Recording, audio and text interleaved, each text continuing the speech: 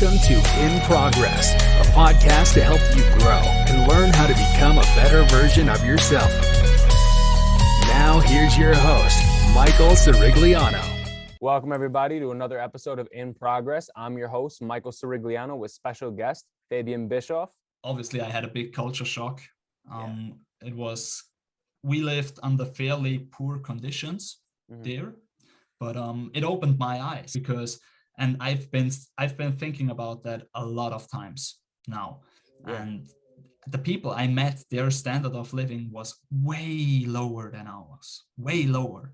But still, they seemed so happy and content with what they had, you know? Yes. And then as I got older and as I got more into all those philosophical topics, I asked myself, why is that? Why are those people so happy, even if they are poorer? Why? And if we have basically everything we need, why are we still, or a lot of, not we as a community, but why are a lot of people here upset over small things, you know, and unhappy with what they have, although they have everything. And I came to the conclusion that those people, they think about things like, okay, I survived this day. I had food on the table today. I had something to drink and I can hug my family now. And at least from what I see, we focus a lot on, okay, I want that car. I want this amount of money, as you said. I want this big house, this big mansion. I want. And those people, the Brazilians I met, I encountered, they focus on I have. Yes. So they tell themselves that they have something and we tell ourselves that we want something, and wanting something always implies that we don't have it. Exactly. So you're always chasing. Exactly.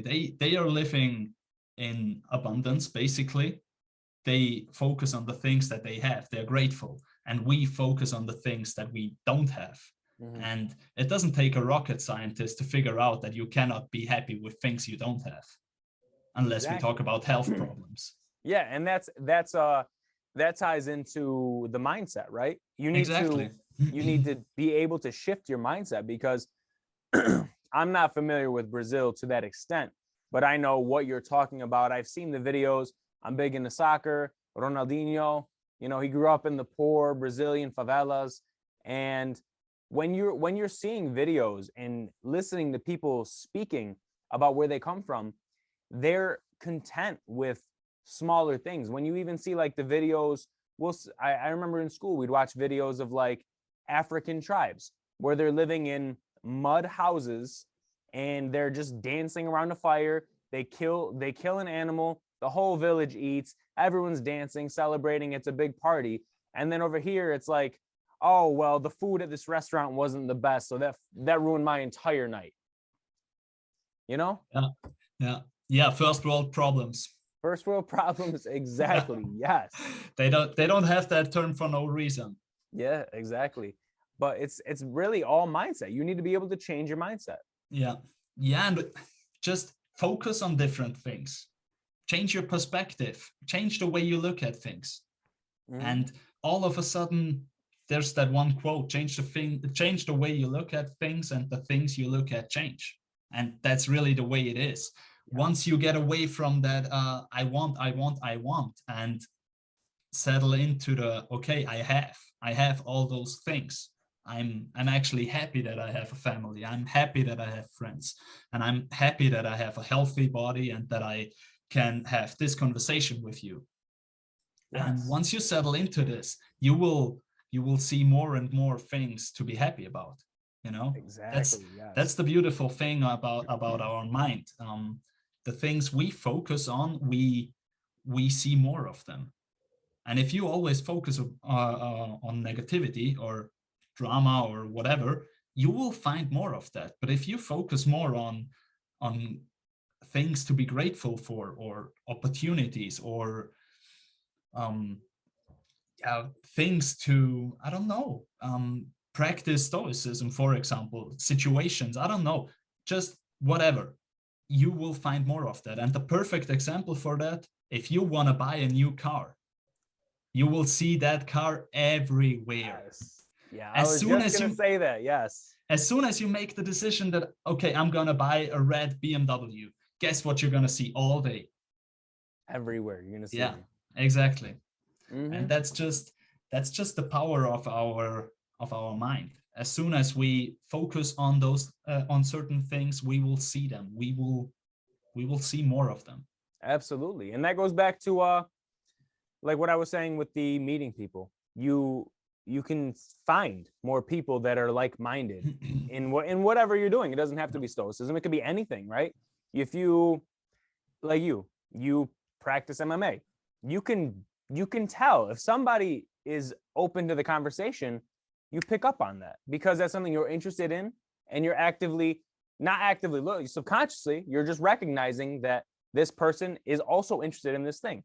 And that goes back to what we're talking about, if you look for things to be grateful for, you will find more things to be grateful for. That's exactly how it is. Michael, I want to get back on something. I talked about it before, but I just got something else. You talked about your friends practicing Taoism and Stoicism and all those different kinds of things as a mixture. And it's actually something, Bruce Lee came up with that as well. So I don't know how familiar you are with his story, but Bruce Lee was one of the first people that really, or at least one of the first people that made it publicly, that really practiced more than one martial art. Mm-hmm. Because back in the day, if you did kung fu, you were the kung fu guy. There was no more need to learn anything else. Or if you were a boxer, you were a boxer. That's just the way it was. And Bruce Lee was one of the first guys that really learned how to box, how to do kung fu, and learned to wrestle and just different things. And with that, had competences in all areas of martial arts. Yes. So, and he actually said, that's a famous quote of his. Step 1, adapt what is useful. Step 2, neglect what is useless. And step 3, add what is specifically your own. If I'm not mistaken, that's the way it goes. Mm-hmm. And he refers to the different styles of martial arts. So that he just takes with him what he finds as useful for himself, what works for him, and the rest he just leaves. You don't have to learn everything, right? You just concentrate on the things you find useful, and the rest you just leave behind. And then you add what's specifically your own. You add your own touch. Yes. And I feel like it's the same thing with all those philosophies and ways of thinking. You just, if something doesn't feel right to you, then don't bother. Just leave it out. Exactly. Yeah. I feel like a lot of people have the misconception that if you're going to follow Stoicism or Buddhism or Taoism, you have to go all the way in 100%, take everything, and that's how you have to be die hard. And it's like a lot of these people that I know, they kind of say the same thing, where it's like, I'm reading these books, I'm watching these videos, and some things resonate with me, some things don't. And you just have to understand that not everything is gonna, like, it's same with people. Not everybody is going to like everybody. So not everything that you hear you're going to resonate with, and you need to be able to differentiate between the two and say, okay, this saying in Stoicism, 100% believe in that, but this one, not so much, and leave it behind. And you're not a worse person for that, or you're not less competent for that. You understand what is good for you. Exactly. And I feel like you should also be comfortable with saying, okay, no, that just doesn't work for me. That's nothing to be ashamed of, or I don't know. It's just the way it is. Not everybody is going to have success with everything you do or I do or somebody else does. Everybody is individual. Everybody's special. And therefore, everybody has to find their own way of doing things. Yes, absolutely. And also, it's the same with everything. I cannot really teach you something or anything. I cannot teach you anything. I can show you how I do it, but to really learn it, to really understand it, you have to learn it yourself. Exactly. You know what I mean? Because I can show you the motions. Yeah. Yes, exactly. Yes.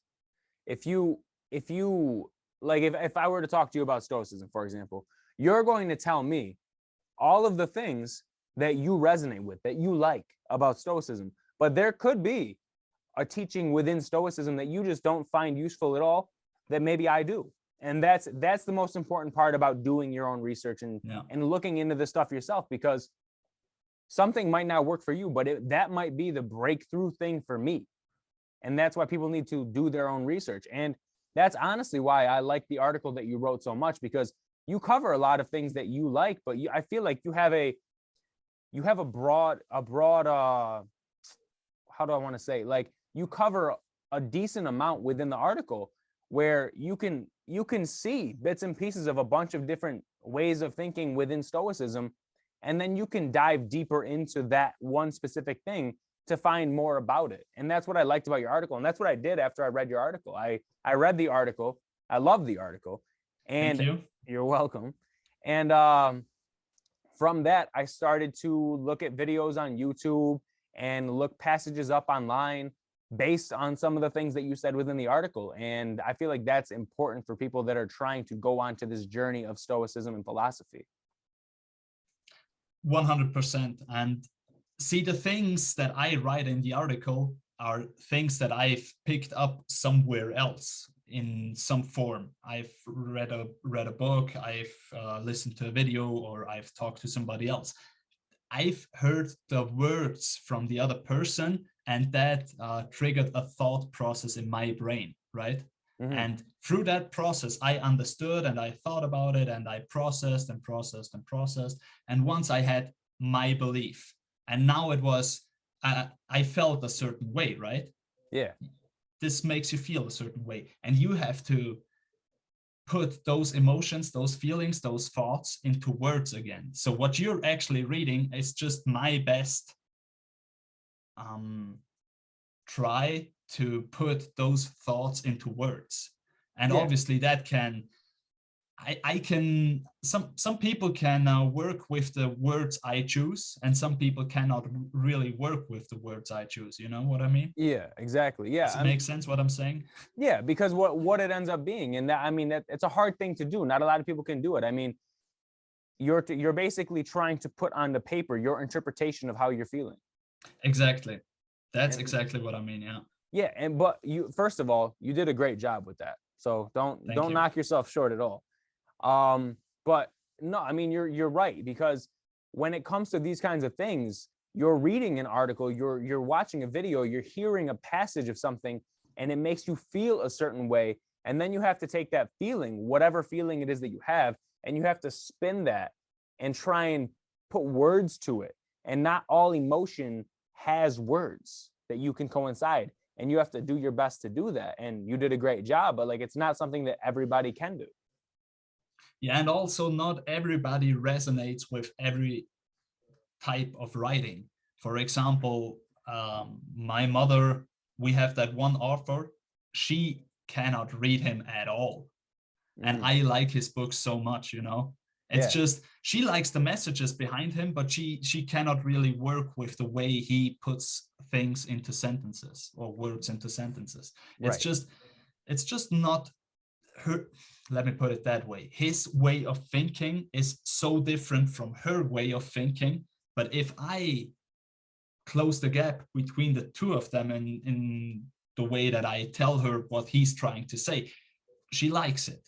Yes, you know? Absolutely. And that's just, everybody's different. Everybody has a different way of thinking. And therefore, if somebody can work with what I put together, I'm super happy, and I really appreciate your feedback about that article. Really Absolutely. do. And if somebody feels like, okay, no, I don't feel it, what he's saying, that's totally fine for me as well, because as I said, I just did my job in expressing what I think and feel.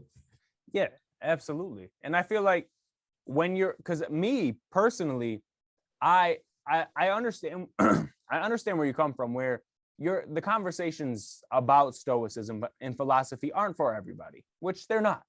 But for me, because of how beneficial it is, I'm very open to having these conversations. And I will go the extra mile and try and like decipher, translate almost the teachings of Stoicism, Taoism, Buddhism, and whatever works for me. And I translate it into something that people of, and I can't really find a better way to think, like a better way to say this, people that are a little lower vibrationally, where they do have that victim mentality. And it's like, but you don't need to have that victim mentality. Like, it's all the way that you think. And then you go that extra mile and you try to, because you're trying to help them. And I feel like that's what our job is.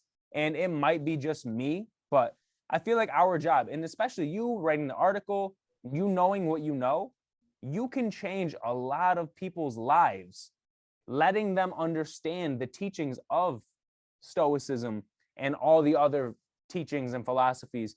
You just have to put it into words they understand, because not everyone's going to understand, ancient readings and teachings. Some people, it's going to go over their head. I feel like your job, my job, people that do this, our job is to get people onto that same level where it's like, oh, that's actually really good. I feel the same way, kind of, but I would put it into different words. Again, I would say that it's not our job to make them understand, because that's something only they can do.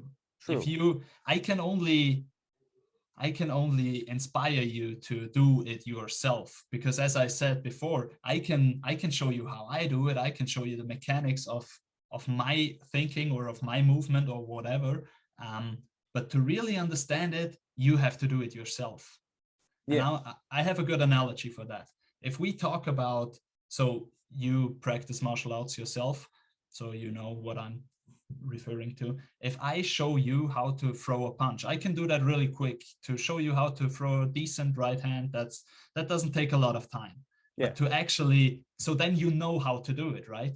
Yeah. But do you understand it? Can you actually work with that in a sparring session or in a fight? Probably not. Probably not. Not because of 1 or 2 hours of teaching. You know how to do it, but you don't understand it. Yes, exactly. You don't understand the mechanics. That's the big difference.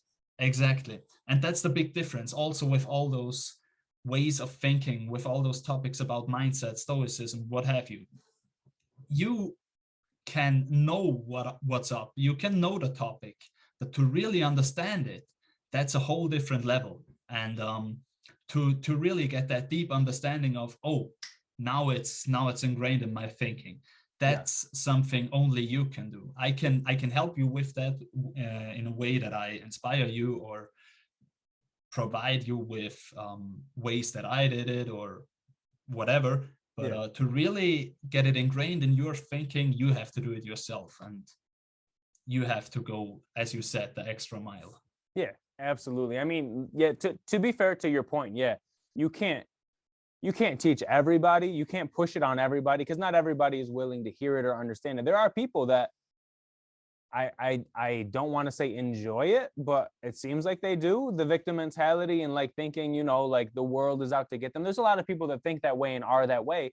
Mm-hmm. And I feel like they don't either know how to or want to leave that space they're in doing that, 100%. And it's difficult because once you, especially with stoicism, with all those with especially the point with being responsible for yourself, that realization can be super uncomfortable. Absolutely.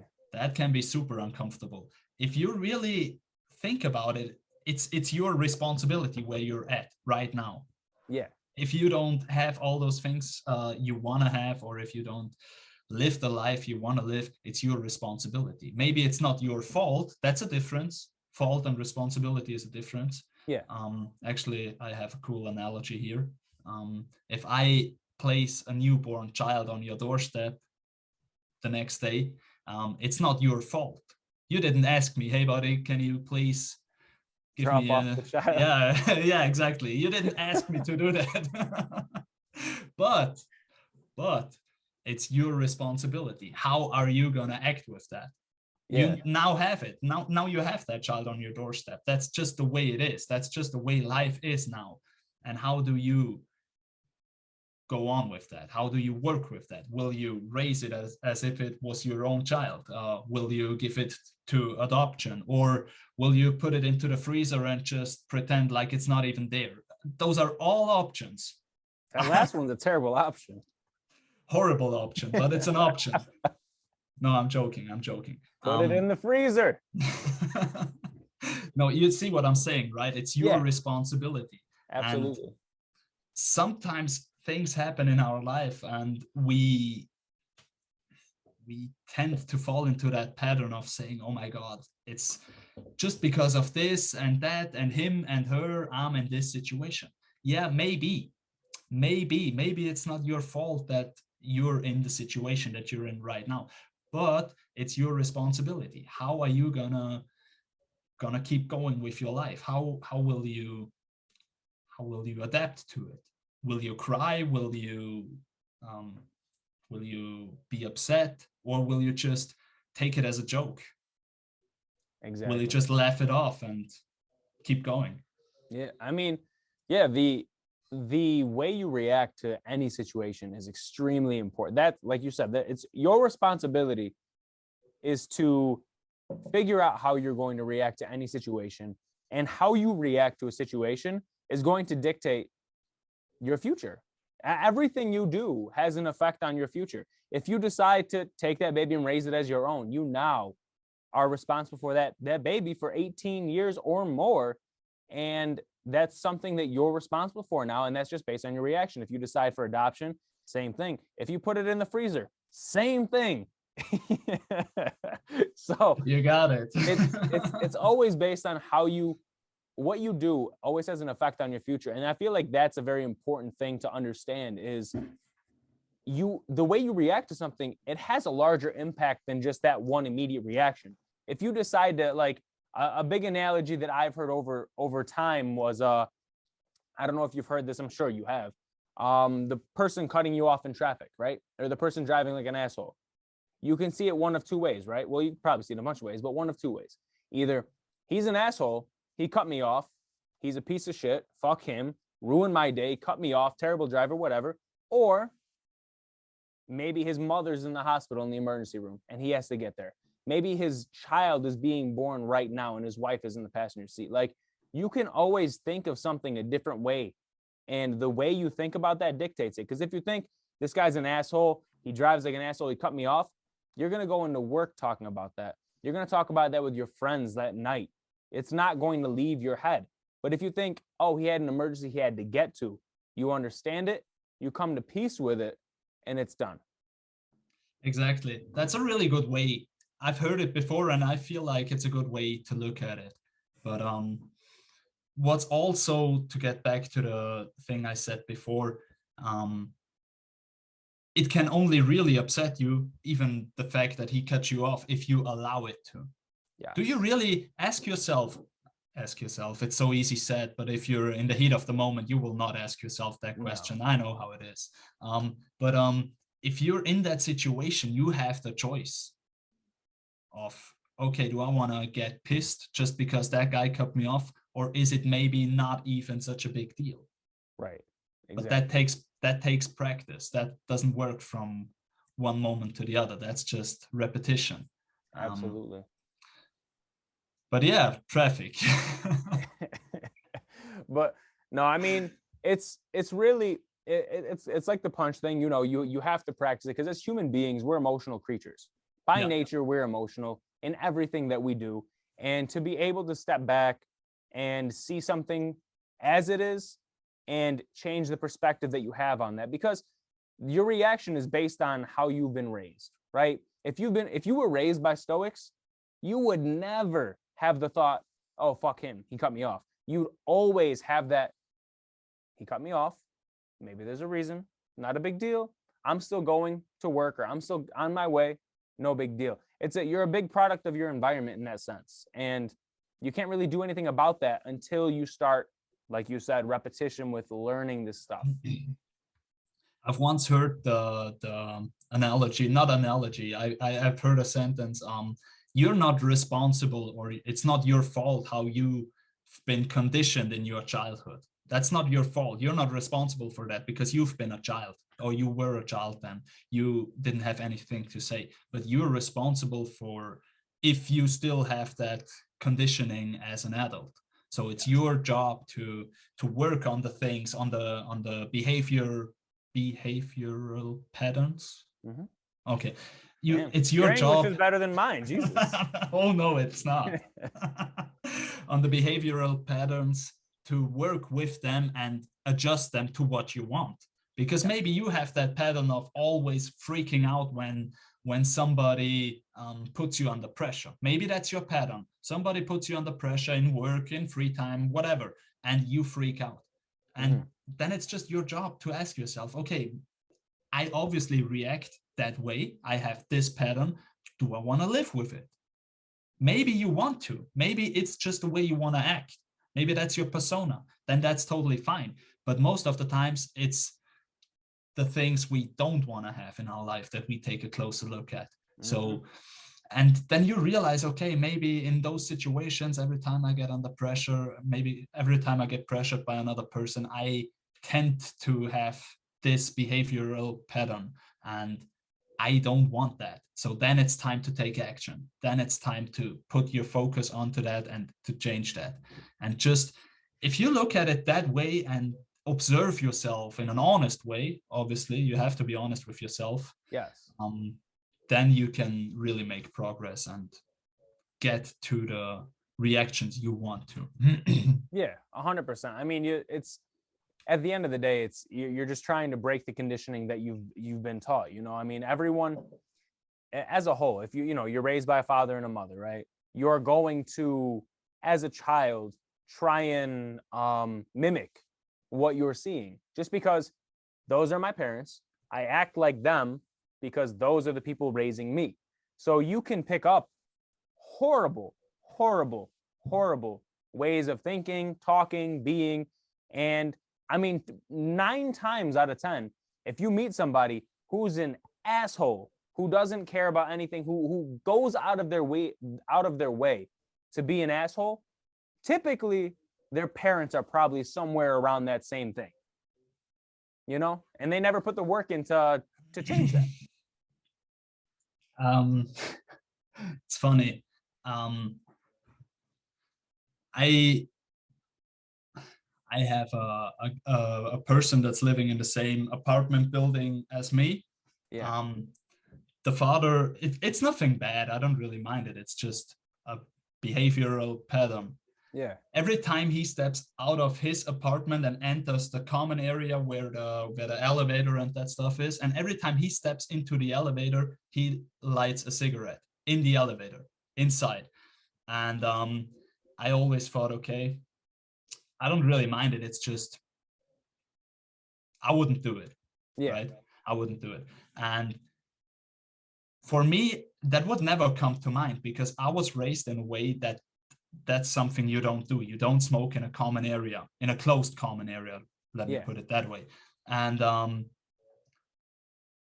few days ago, I met his son, and he used the elevator before me. Right? He stepped out of the house and walked past me, and I stepped into the elevator and I smelled the smoke. So I was like, see, that's exactly what you were talking about. He saw it from his father. He learned it that way. And that's not a bad thing. I'm not judging here. It's just an example that came to mind. Yeah. He learned it from his father, and for him, it's just the way how he does it. Yeah. For me, I would never come to that idea. Exactly. I would never have that idea. I would never do that. I would wait until I'm outside. Mm-hmm. Exactly. And that's just the way you're, not only your parents, but all the people you look up to. As a child, even more, because we're much more easy to be influenced as a child than as an adult. But all the people you look up to, they leave a mark on you. Absolutely, nonstop. I mean, when you're a child, it's nonstop. But for people that want to start a journey into Stoicism, start learning about Stoicism, what would you recommend somebody who maybe isn't happy with how they're living their life, how they're seeing things? what would you recommend them do to start their journey into this practice, this philosophy? First of all, read the article that I published. No. Absolutely.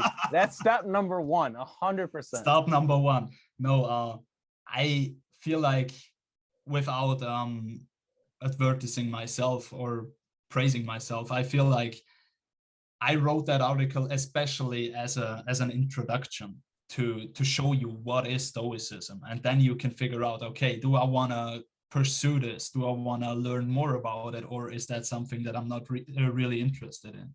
And if you really want to get deeper into it, there's a famous author, Ryan Holiday, he's called.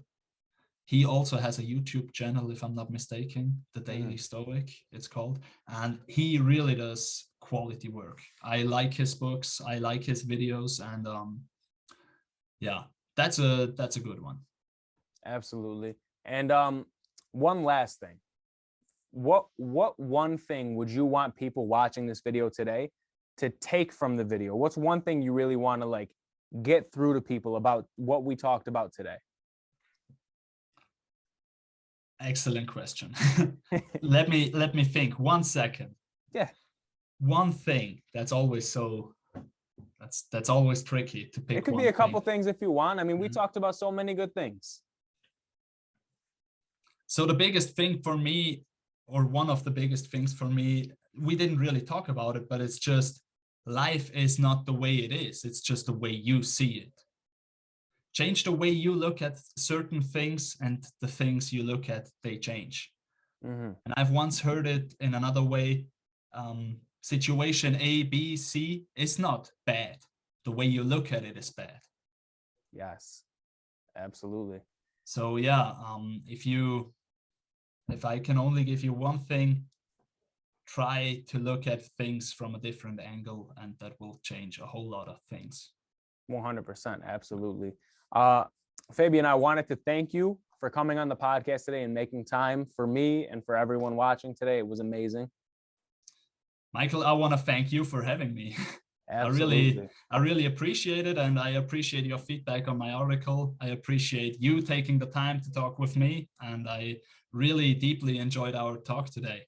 Absolutely, me as well. And everyone who's watching, I'm sure, is going to take a lot from this episode. There were a lot of good stuff that we talked about today. Everybody watching the podcast today, make sure you like and comment and subscribe to the channel. Any questions that you have about Stoicism, anything at all, feel free to comment or DM me or Fabian. I'm going to have his information in the description along with his article in the description. So make sure you go check that out as well. And thank you for watching.